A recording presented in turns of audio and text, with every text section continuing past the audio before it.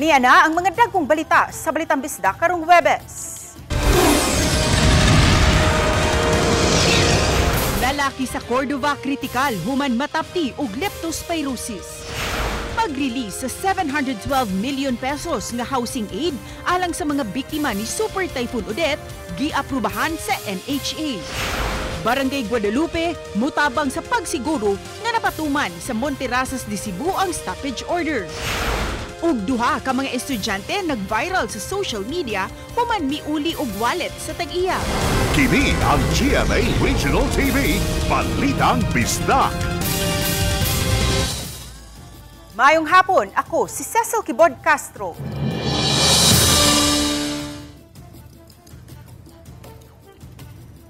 Nanawagan og hinabang pinansyal ang mga anak sa usa ka 57 anyos nga construction worker nga taga-lungsod sa Cordova alang sa ilang amahan nga na-diagnose og severe leptospirosis. Si Luan Mirundina adunay live report kabahin niini. May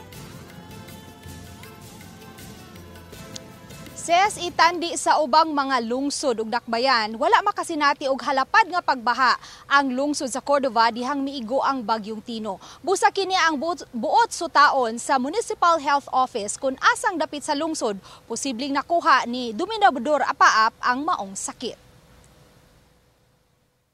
Anaa karon sa ICU sa usa ka hospital sa Cebu City ang 57 anyos nga si Dominador Apaap, taga-poblasyon Cordova, human na-diagnose og severe leptospirosis.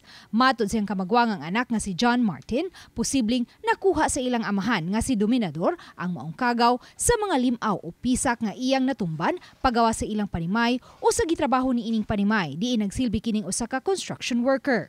Among duda ma'am kay tungod sa iyang pagtrabaho kay sa iyang mga tiil ug iyang kamot lagi siya mga samad-sama. Tig-alsa mo ni siya haloblak ma'am. Sa mo ang agianan ma'am Lo, sa iyang pagpaari sa amo kay nabahaan daw dili grabe among baha sa balay o sa among agianan pero na siya baha ma'am. Gibutyag ni John Martin nga usa ka semana human sa bagyong Tino gihilanta ng ilang amahan apan giisip lang nila nga usa ka yano nga hilanat nga madara og tumar og paracetamol. And naibong na lang mi na murag for how many days maglisod naman siya ginhawa niya dili kay siya ka barog walay kusog iyang mga bagtak magpatabang siya na mo og barog. Dinhi na nila na hukman nga ipa-admit sa usa sa mga hospitals sa Lapu-Lapu City ang ilang amahan diin kini na diagnose nga adunay pneumonia. Ug niadtong Martes lang na-discharge sila sa hospital kay matud pa okay ra kuno ang mga vital signs sa ilang amahan gawas lang sa iyang baga. Iuli namin sa amua pero mga himan taon pag abot na mo sa mua ma'am naglisod na po siya ginhawa na nangayon nagyo siya tabang kay ituknaw siya mura siya takigan o iyang ginhawa ma'am kay dapat siya musagit para naa siya tingog ay kana mo tingog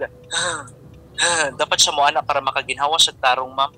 Busa ning higayuna, gidana usab nila ang ilang amahan sa usa ka hospital sa Cebu City diin na diagnose kini nga adunay gihambin nga severe leptospirosis. Matod ni Dr. Thirdy Luis Kong, Municipal Health Officer, nga base sa ilang records, wala na hiling sa Cordova Primary Healthcare Facility si Dominador ug nahibaw lang sila kabahin ini human na po sa anak ni Dominador nga naghangyo og hinabang pinansyal ang ilang amahan.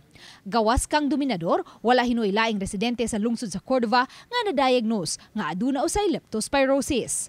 Apan matod ni Dr. Kong, human sa bagyong Tino, ni pagawas gilayon sila og pahimangno sa mga residente sa Cordova kabahin sa leptospirosis ug ilang gipahibaw nga adunay libreng tambal.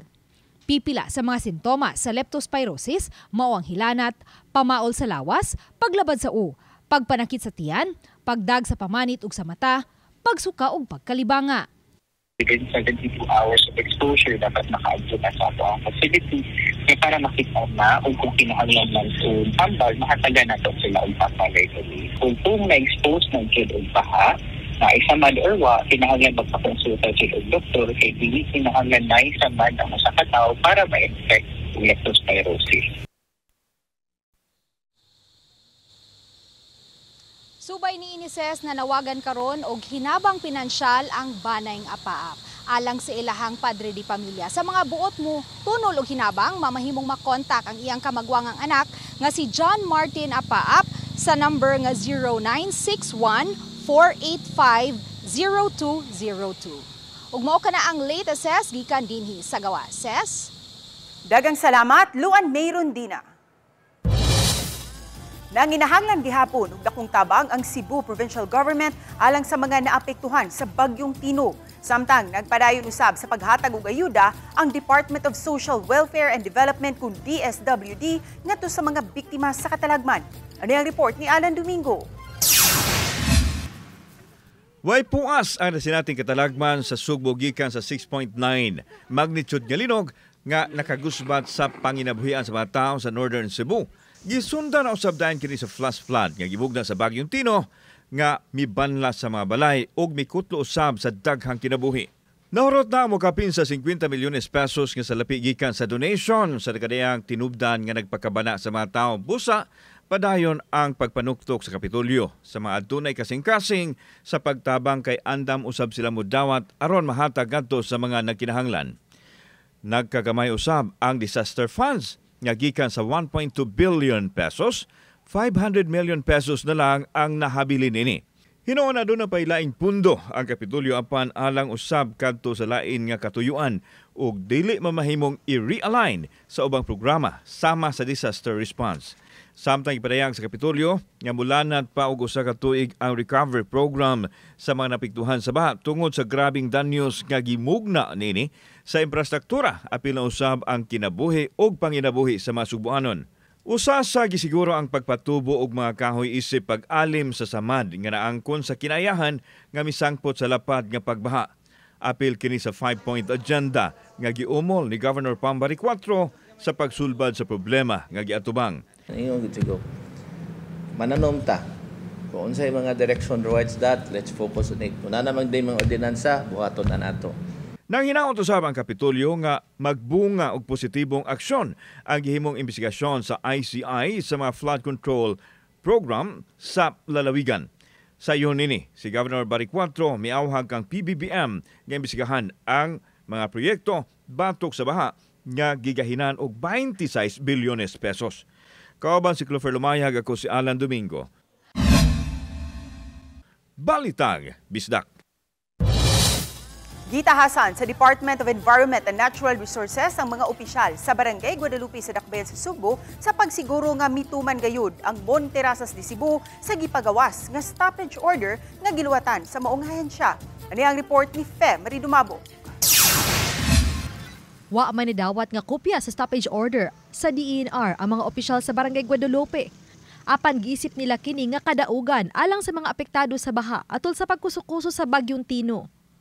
O kadaugan usab sa kalikupan ang kamanduan sa DENR. Kini ang gipamayag ni Guadalupe SK Chairman Matthew Jose Estenzo kinsa maoy nga amahan sa resolution niadtong November 5 aron imbestigahan ang development sa Monterasas de Cebu. Ngamoy nakita ang usa sa hinungdan sa pagbaha nga nasinati sa pipila kadapit sa Guadalajara ug Banawa sa Barangay Guadalupe niadtong November 4. November 7, nihimo dayon og investigasyon ang DENR 7, City LGU ug ubang government agencies. Matod ni Estenzo nga aduna hinuoy engineer ug architect ang barangay ug ubang opisyal sa Barangay Guadalupe o barang City LGU ug DENR nga mo-monitor kung napatuman ba ang kamanduan. All these developments kay para namo win for the community and win for Mother Nature. So we're happy to accept these. Is naman mi among own barangay engineer, barangay architect, and same time pud sa among entire barangay council na involved with kayo ani. Muna ang monitoring, more monitoring gid ta kay kauban maginato ang mga technical expertise from the DENR and other related agencies. So atol sa Senate hearing, gipahibaw ni DENR 7 Regional Executive Director Lodimer Salak nga nakapagawas na sila og notice of violation og stoppage order batok sa developer nitong Nobyembre 12. Laing kasong kriminal usab ang ilang gisang-at batok sa developer tungod sa pagpamutulog kahoy nga way pagtugot sa DENR. Samtang napulo usab sa 33 ka mga kondisyon sa Environmental Compliance Certificate ang nalapas sa developer. Naglakip na niini ang pagkahugno sa duha ka retention pond nga gitan-aw nga usa sa mga hinungdan sa nasinating pagbaha sa mga lugar ubos niini diha sa Barangay Guadalupe. Samtang usa ka multi-sectoral assessment team ang umulon nga langkuban di ilang sa opisyal ug personal sa Barangay Guadalupe. Apan lakip na niini ang mga personal sa DENR 7, MGB 7, Cebu City LGU, private sector ug mga universities alang sa pagtuon sa mga short ug long-term nga mga mitigation. Ug ang pagpalambo sa hazard map sa Barangay Guadalupe diin nahimutang ang Monterazas di Cebu. Kami sa Barangay Guadalupe is willing to cooperate as namugutin na receive na DNR na Region 7 order sa pag-form sa multi-sectoral assessment team for mitigation, hazard assessment, identification. O ba ni Cleofer Lumayag, Femari Dumabok. Balitang Bisdak.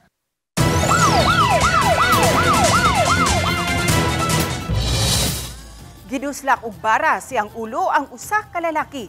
Ang rason, giingong wala magpahuwam og cellphone sa kauban niya sa panimay. Sayran ta ang detalye sa report ni Alan Domingo. Aduna pa'y bandage sa ulo ang 28 anyos nga si Ashley Luminog nga miatubang sa GMA Regional TV kinsa gikan pas Tambalanan. Nakangkon siya og samad dinuslakan ibabaw sa iyang agtang nga agi sa bara ug ang iyahang gitumbok ang kauban niya sa balay nga si alias Tibo sa sitio Lumbani sa Barangay Guadalupe.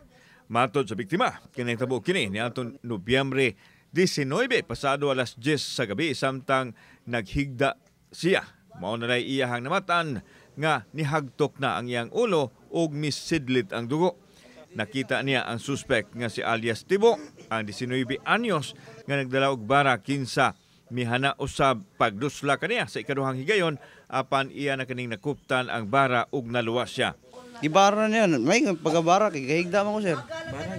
Gibara ba gyana? Gibara pang yuta. Dili bunal sir, gidugsak niya. Nasirit din dugo sir. Ikaduhan niyang bara sir, nakalingi naman ko. Nasalo na ko ang tumoy. Daling nakaresponde ang mga otoridad ug nadakpan ang suspect kinsa nabalhog na karon sa Guadalupe Police Station. Nakuha sa iyang posisyon ang bara nga gigamit niya sa krimen.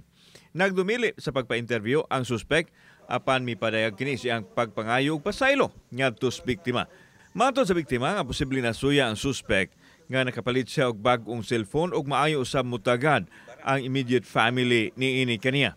Giklaro ni Ashley nga dili usab siya magpahuwam sa iyahang bag-ong napalit nga cellphone kay iya matod pa kining hinaguan. Intensyon gyud na mo patay sir. Kay og intensyon na niya masamdan ko. Di na niya usban, giusban man niya sir pagbangon ako. Nahisama na sa sinagup ang biktima sa apuhan sa suspect kinsa gihulagway nga buutan og manggihuna-hunaon. Samtang ang suspect giingong naghatag usab og labad sa ulo sa ilang pamilya. Ginalami alang Ashley kay masugo na mo pagtubig, magbasura, wabay libay sa hulan, balili batil. Desidido ang biktima nga mapasaka og kaso batok sa suspect. Mag-file may kaso sir, kay dili naging safe na kuan, di naging safe media tan sa balay. Kauban si Cleofer Lumayag, ako si Alan Domingo. Balitang Bisdak. Kini ang GMA Regional TV, Balitang Bisdak.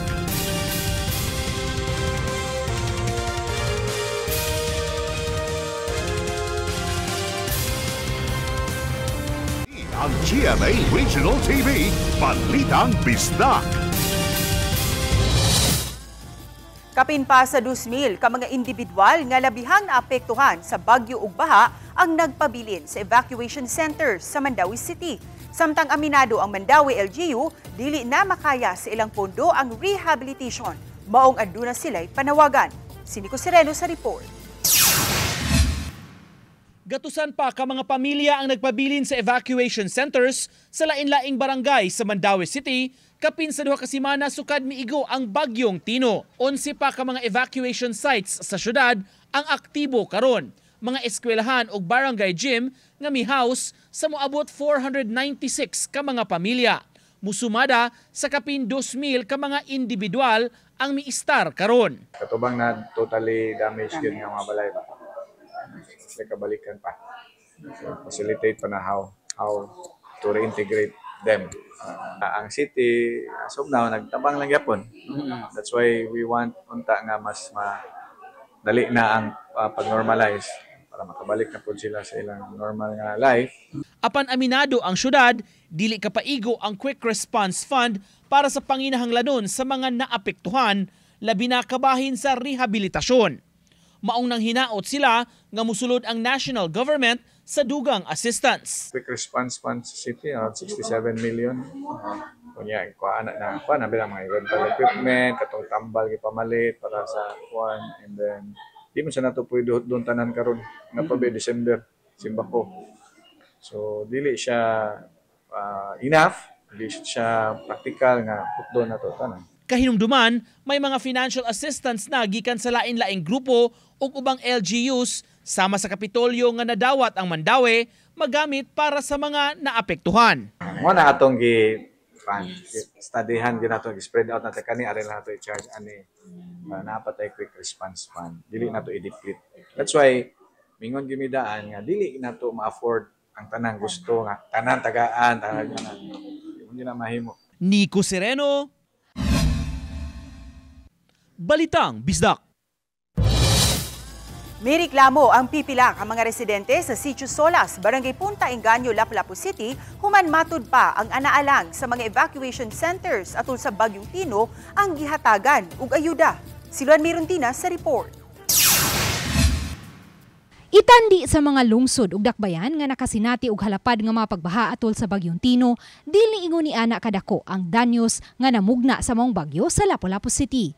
Ug tungod kay ni patuman man og preemptive evacuation ang Lapu-Lapu City government sa mga nanagpuyo sa mga coastal barangays, hinungdan nga nalakip sila sa nagahinan og ayuda sa DSWD. Apan dili tanang mga nanagpuyo sa coastal barangays ang nakadawat og ayuda gikan sa DSWD. Pipila sa mga residente sa Sitio Solas sa Barangay Punta Engaño nireklamo kay matud pa gipili lang sa taga-barangay nga mahatagan og ayuda kadtong nibakwit sa giilang 16 ka mga evacuation centers sa barangay sama sa duha ka mga public schools. Dire man gyud taga-barangay nagsurvey sila og kinsay kanang mo-evacuate ba. So i-evacuate akong manghod, akong mama. Gipapilap sila og form. Then pag abot sa ayuda, ang katurang nakapilap og form. Ni-evacuate po sa eskwelahan mo, may natigag ayuda. Yang katong kami nga wala ni-evacuate, wala lagi minapil sa ayuda. Nga pareham ta biktima sa bagyo. Ilang gipasabot nga mas gipili nilang adto mobakwit sa mga kabanay nila og silingan nga lig-on og panimay, inay mo ipon sa mga evacuees sa Punta Engaño Elementary School ug Punta Engaño High School kay napuno-puno na usab kini sa mga bakwit. Kanang daghan naman kay sila dito pud ma'am sa eskwelahan. Kanang natumbahan pa man gid ang eskwelahan ug kanang kahoy nga dako. Dugang nilang reklamo nga ang gihatag nga ayuda gikan sa DSWD dili tag-usa ka box matag pamilya, kundi gibahin ngadto sa duha ka pamilya ang matag DSWD family box. Gikasagmoy usab nilang dihang nihimo og pagpanglista ang barangay ug mga taga CSWD sa mga panimay nga nahiagom og danyos atol sa Bagyong Tino, wa sila malakip sa gilista. Na ako'y natuklap nga atop ato nga time, pag-aog maako ra pong giuli. Nya mga next day na ay DS ni nga rin nagsurvey. Akong isultihan nga nay natuklap nga to pero akong giuli kay siyempre nakunuan ba ito naitulo. Wala mi nila gilista kay okay ra mong balay. Ingon sa slide ra ma'am kay kanang naayo. Hasta po dito sa ilaha po dito giinam sila slide nga nagibalik. Ang katong DS ma'am, maldita pa mong kaayo siyam, isog kaayo. Matud ni Punta Engaño Barangay Captain Essie Estardo, nag-agad ra sila sa desisyon sa CSWD. 736 households ang ilang listahan sa mga nipahimutang sa mga evacuation centers. Apan 551 family food boxes lang ang nadawat sa barangay gikan sa CSWD. Ang diri man taga DSWD. Kay ko ako man silang giingnan nga dili lang ko mudawat ana nga ako'y muhatag kundi kamo na lang aron dili mi madaot sa barangay. Og dili tinuod nga lakip sa gihatagan ang mga duol sa dughan sa barangay. Dire sa office gipahimangnuon ginako nga dili gid magbinuang kay ang kanang resulta na ari man na kadaot dire sa mga opisyal. Ang CSWD sa ilang bahin nipasabot nga tungod sa pagpatuman nila og cut-off sa oras sa pagduso og listahan sa mga evacuees, posibleng dinhi adunay mga napuno nga mga evacuees nga wa na naapil sa final list. Doon natay margin of error no when it comes to cut-off sa ato ang pag-come up sa report because our report I think na gigamit namo is 8 o'clock on November 4. Dugang sa pangu sa CSWD, Sheila Bailoses, may kasabutan usab sila sa barangay nga kun mosobra man ang gidaghanon sa mga evacuees sa na-allocate nga mga food boxes, punan lang kini gamit sa disaster fund sa barangay apan wa siya instructions nga ablihan ang mga family boxes. Ilahang ukban, ilang kuan, siguro si barangays kung wala sila nakapagawa sa ilahang disaster fund or depende sa ilahang status, basin mauna na sila, nag-initiative sila para maangay lang. Sa pigas bahin, ipasabot usab ang pangu sa CSWD nga sa pagkakaroon, nagpadayon pa ang ilang data gathering sa mga panimay nga nahiagom og danyos aron matimbang-timbang ang posibleng financial assistance nga mahatag sa mga partially o totally damaged houses. Iyang gitataw nga makonsiderar lang nga slightly damaged kung ubos sa 30% lang ang guba sa panimay. Kung sobra sa 30%, ngadto sa 69% ilhon kini isip partially damaged. Samtang kung mutungtong na sa 70% pataas, makonsiderar na kini nga totally damaged. Kung usara kasin, kay naigura na ukab, slightly ragyod na. Tulo na lang nahabilin. Ang iyang sin dapat dili na usable. Nawala na, nilupad na. Pero kung nabalik ra, unsa pa may iyang gastuhan nga nabalik ra man. Samtang si DSWD 7 Regional Director Shalane Lucero ni tataw nga higpit nga gidili ang pagbahin-bahin sa unsa may sulod sa usa ka family box sa DSWD. Amo ni i-investigate atong i-check, pakiistoryahan nato ang barangay captain, ang city mayor, unya ato yung tanawon kung tinuod ba nga gibahin-bahin. Uban ni Marlon Malgazo, Luan Mirondina, Balitang Bisdak. Kini ang GMA Regional TV, Balitang Bisdak. Kini ang GMA Regional TV, Balitang Bisdak. Gitugutan sa National Housing Authority kun NHA ang hangyo ni Cebu Governor Pamela Maricuatro nga i-reinstate ang 712 million pesos nga pondo alang sa pabalay sa mga biktima sa Super Typhoon Odette. Gikumpirmar matud pa kini sa General Manager sa NHA dihang nitawag sa gobernadora. Diin mapagawas ang pondo sa December 2025. Hinumduman nga gibalik sa National Treasury ang pondo human wa magkasabot ang kanhi administrasyon ug ang NHA mahitungod sa pagpatuman niini. May padala og suwat ang gobernadora sa NHA ni atong November 18 nga naghangyo nga ibalik ang pondo aron mahatag ngadto sa mga tawo nga naapektuhan sa bagyong Odette ni atong December 2021. Gipaubos sa random drug test ang 50 ka mga tricycle driver sa Ormoc City Terminal kagahapon sa hapon. Gisaksihan ang kinalit nga drug test sa mga opisyal sa kapulisan ug sa LTO Region 8. Tumong nila nga masigurong luwas ang mga sumasakay. Ug base sa resulta, usa ka driver ang nagpositibo sa paggamit og ginadiling droga. Apan, ang nagpositibo daling misibat sa terminal. Tungod niini, may rekomendar ang LTO nga suspinsuhon o ikansilar ang lisensya sa maong driver. Gawas sa mga tricycle drivers, target usab nga mates ang drivers nga mubiyahis sa gabi. Nakahatag og kabalaka sa pipila ka mga residente sa Daplin sa Sapa sa Mananga, habig sa barangay Dumlog sa Dakbayan sa Talisay, kumikan sa gikatahong nasigpatan nga buaya. May katap sa social media kining post sa usa ka netizen sa Sapa, diin nakuhaan og video ang giingong usa ka buaya. Ug nanawagan sa gamhanan nga aksyonan dayon kay daghang kabataan sa maong dapit. Apan sa video niini way nakitang buaya. Asoy pa niya nga duha ka tawo ang iyang nadunggan nga nag-ingon nga adunay migimaw sa Sapa ug mura daw og buaya. Subay sa maong taho, gipasusi dayon ni Konsehal Danny Caballero, ang chairman sa Committee on Resiliency sa mga personnel sa Talisay City Disaster Risk Reduction and Management Office ug nasuta nga walay ni usa ka binuhi nga buaya ang nakaiskapo. Sa post sa tagduma sa zoo nga nahimutang sa Barangay Biasong, ilang gihimakak ang taho. Ilang gipaniguro nga walay naanod ug anaara ang tanan nilang mga buaya ug ang ilang uban giamumahan nilang mga mananap. Dugang sa post ni ini, nga gisusi sa ilang personnel ug nakaistorya ang netizen nga mipamatuod nga wa siya nakitang buaya diha sa Sapa sa Mananga. Dugang pasalig nila ang safety sa ilang mga kahayupan ug sa mga tao nga naglibot sa ilang zoo. Gilibkas na sa National Grid Corporation of the Philippines kun NGCP ang yellow alert alang sa Visayas Power Grid nga gipahibaw sa ahensya kagahapong adlaw. Sa ilang updated advisory, gipahibaw sa NGCP nga ipatuman unta ang yellow alert status sugod sa alas 5 karong hapon hangtod na sa alas 7 karong gabi. Apan alauna kaginang hapon, gilibkas na kini sa NGCP. Gihimo kini dihang misaka ang capacity ngadto sa 3,044 megawatts ang Visayas Power Grid itandi sa 2,325 megawatts nga expected demand atol sa peak hours. Gipasabot sa NGCP nga ang yellow alert ilang isa kung mahitabo nga ang nahabiling pondo sa supply sa kuryente anaa sa operating margin ug dili na paigo sa gikinahanglang pondo sa kuryente nga magsilbing contingency requirement sa transmission grid.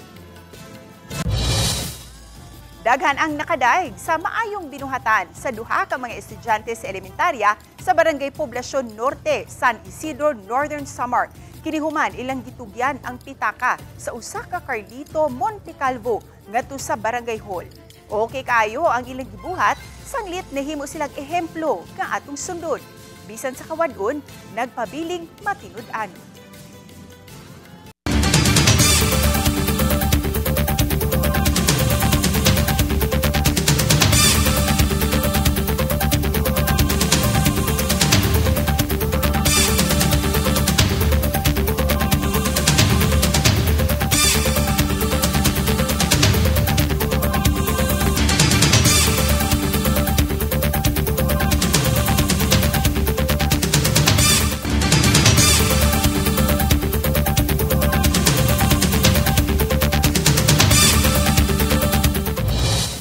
Na hit and run sa e-bike nga kusog nga nagpadagan ang usa ka 67 anyos nga babay sa Barangay San Nicolas proper ning Dakbayan sa Subo.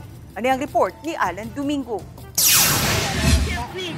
Sa CCTV footage makita ang sa kababae nga milabang sa kalsada ug dihang naa na siya sa daplin kalit lang ni Agi ang naghaguros nga e-bike ug naigo siya. Wa mohunong ang driver sa e-bike aron unta luwason ang biktima nga nailang si Maria Luisa Bagas, 67 anyos, kinsa daling nadalas tambalanan sa mga taos dapit. Nasairan nga padong untang mopalit og pan ang tiguang dihang nahitabo ang disgrasya. Nagkaangkon siya og mga bunog sa lawas ug buot masiguros pamilya nga way grabing kadaot nga naangkon ini sa iyang lawas. Wa sa jud noon siya ni Hunong, okay raman ta to matawag na tog aksidente pero take responsibility ba kay kinabuhi mo gud na. Tinuod. Yes, siguro di kayo nakuan iyang ulo kay ang iyang ang diri pero still it's a life. Samtang nakigalayo na ang Barangay San Nicolas proper ngadto sa kapulisan aron masuta ang nimutangan sa suspect. Nasairan nga tagalaing barangay kini diin nakuhaan og CCTV ang presensya nini nga nagmaniho og e-bike. Surrender na lang ta kay wa ma'am ro no abi nimo kung mutabang na siya bisan og ingon financial lang gyud kay di bang gyud ingon to nga grabe jud kay pero bunog gyud diri ang ato lang kay magpasitis ka ni taas manggod ang dugo sa taon sa tiguang kay di manggod ka og madasmagan ka nervyos pa ana dugay kay kabangon. Pahimangnon ni Kapitan Clifford Judinial sa mga tao nga magmatngon og sa mga nagmaniho sa masakyanan nga siguradong luwas ang mga tao nga ilang sakay og ang ilang maagian. Kauban si Clifford Lumayag, ako si Alan Domingo. Balitang Bisdak.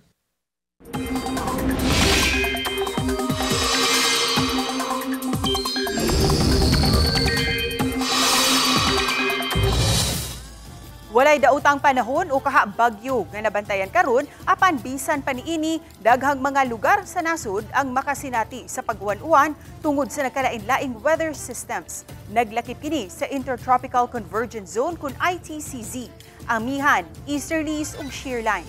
Subay sa rainfall forecast sa Metro Weather, adunay tsansa nga uwadon ang Cebu ug Bohol, lakip na ang Samar ug Leyte provinces. Posible usab nga uwanon ang ubang lugar sa nasud. Samtang sa latest outlook sa pag-asa, adunay daotang panahon nga posibleng maumol sa mosunod nga mga adlaw. Adunay kahigayunan nga mamahimo kining usa ka bagyo. Apan, mahimo usab nga mausab pa kini. Busa mga kapuso, padayon na ang pagtutok sa mga update sa atong dagan sa panahon.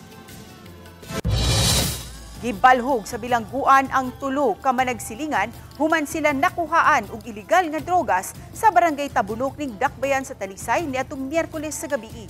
Ang kapulisan mihimo sa bypass operation diin ang subject sa operasyon mao si alias Iring, 44 anyos.